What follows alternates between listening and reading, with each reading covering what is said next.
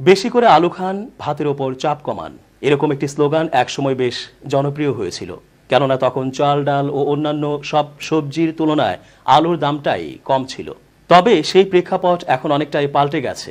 বাজারে যে আলুর দাম থাকতো সবসময় 20 থেকে 25 টাকা, সেই আলুই এখন সবকিছু ছাপিয়ে 60 টাকা কেজিতে বিক্রি হচ্ছে। শুক্রবার রাজধানীর বাড্ডা এলাকার একাধিক বাজার ঘুরে আলুর দামের এই চিত্র দেখা গেছে।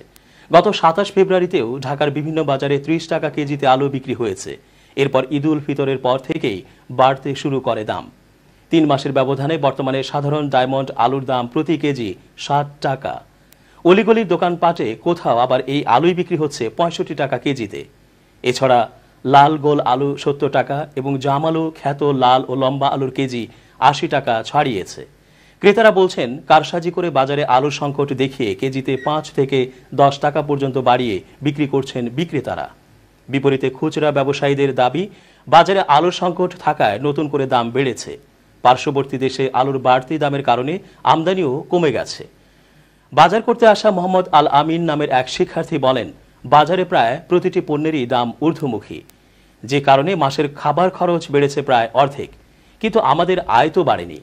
2টি টিউশনি করিয়ে আগে যা পেতাম এখনো তাই পাই, কিন্তু যেভাবে সবকিছুর দাম বাড়ছে তাতে আমাদের মতো মানুষদের কিছুই কিনে খাবার উপায় নেই।